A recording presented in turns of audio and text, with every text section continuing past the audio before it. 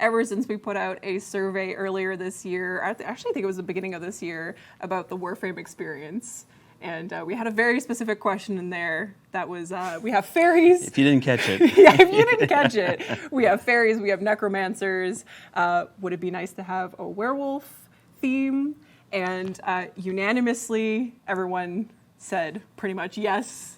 So we are here today with a very special guest, a comic book legend, founder of Airship Syndicate Studios. Joe, we hear him in the back.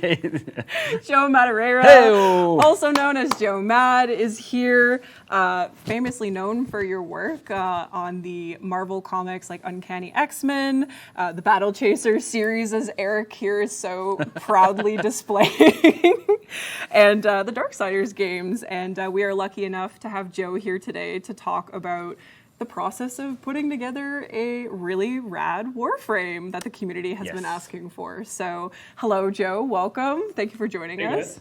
Thank you. It's great to be here. Thanks. Yeah. Awesome. We're really excited. We're here to discuss the opportunity that Eric and the team here at Digital Extremes had working with Joe to bring to life a wolf-themed Warframe. And we have some concept work here, just kind of some progress shots of that whole experience. So we're going to go through that today, going to ask some questions, and we can get started. Why don't we start with some early work we have here? Sure. Sounds good. Yeah, I guess Joe could speak to these, of course.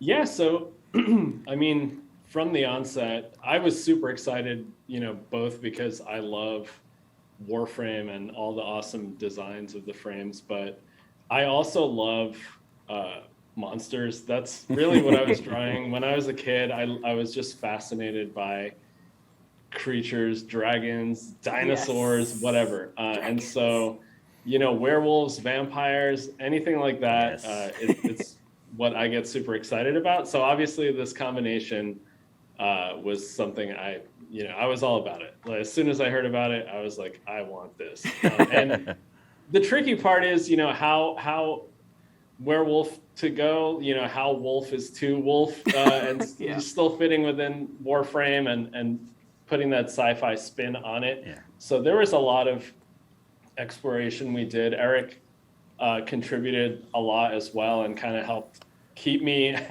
in like on the right track.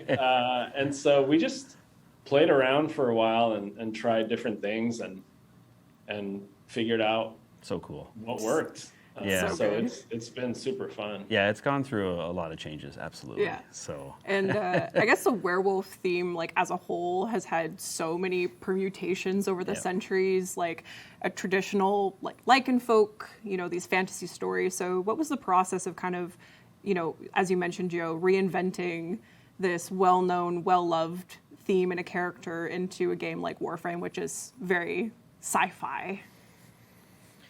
Yeah, so I think on the very first few, we went very werewolf with it. Like taking into account the gameplay and design stuff, we just, it helped rein us in and,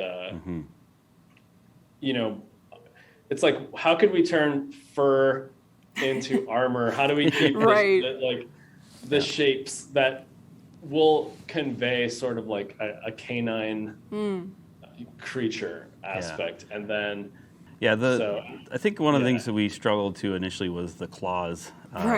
We were told no more claws because we had Sevagoth, we got Garuda, and even Valkyr was kind of like the one we had to kind of stay away from as much as possible. Which of course we drew claws in everything we had, but then we started to pull it back. I did this weird insect thing here. Yeah, I think there's like a joke that I just put faces and teeth on everything, especially when I was working on which is literally what we're looking at right here. Lots of faces and teeth. Yeah. So I was like, let me just do my thing and put faces and teeth all over this thing. And then it kind of helped, it's like, hey, okay, what if they were more wolf-like faces and, like they articulate and the mouth's open and stuff like that. And that kind of started to push us in like a cool direction. Right. Again, it's always more fun to start crazy and then dial it back a little bit. So I wasn't really taking into account like, hey, is this giant shoulder going to block the targeting reticle?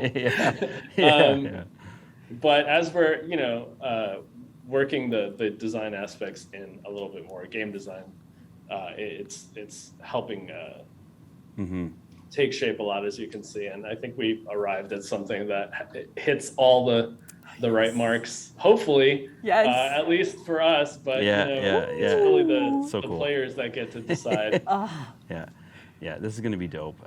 The idea of like, well, I don't know if we can speak to the abilities, we better not, but still in progress. Still, but, a lot of this is work in progress. We can talk about like the elements of like a wolf or werewolf theme that we kind of honed in on in terms of design.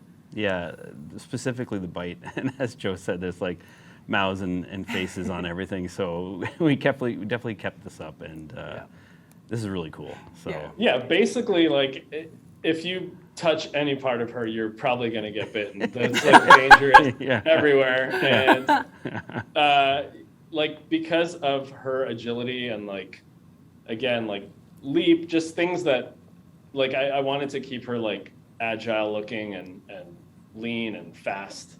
Yeah, and like a hunter. She's very much like a hunter type character. So like so cool. Speed and agility and stuff like that is kind of what I was pushing for. And like threat level. I feel threatened.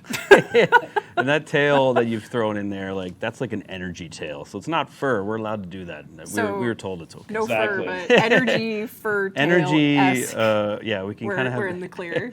And one thing we had to consider too is that this character is holding a gun and shooting and weaponing. So it's like that kind of also had to informed the designs of it too, right? So loving monsters in film, and like I would buy all the Fangoria magazines when that was a thing, like back in the day, like horror movie like effects and stuff like that. I've just always been like a huge fan of monsters, so I'm sure all that stuff is in my DNA, and a lot of it is kind of what inspired Darksiders as well.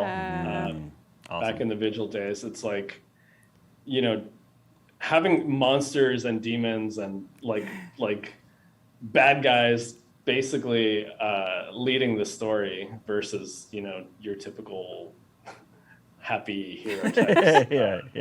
Like it's just like a theme that I love, and I like gray characters and evil characters and tragic villains, and so monsters are just my thing, and so all of it really inspired this. Obviously, we're not going to do a typical werewolf approach. Warframe never does the typical stuff, so this spin on it has been really cool, and I'm pretty excited to see where we go with this. Yeah, so I am very excited. This is so cool.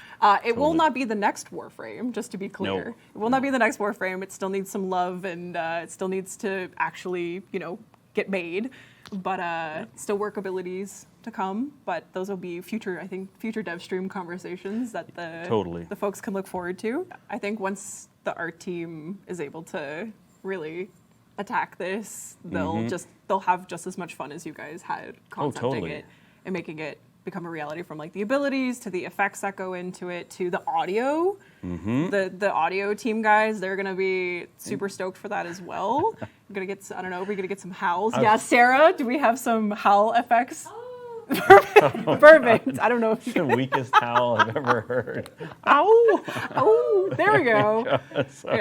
So I think our team will have a really fun time with it as well. Well, I'm just trying to picture, like, because most times when we release Warframes, there's like a weapon that we ship with it. True. An accessory. So like, what do those things look like that? I know we tried to play around with maybe some weapon ideas in the early stages, but we were just really trying to focus on getting like an initial look to get going in.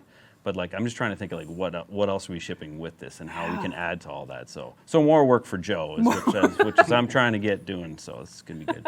Thanks.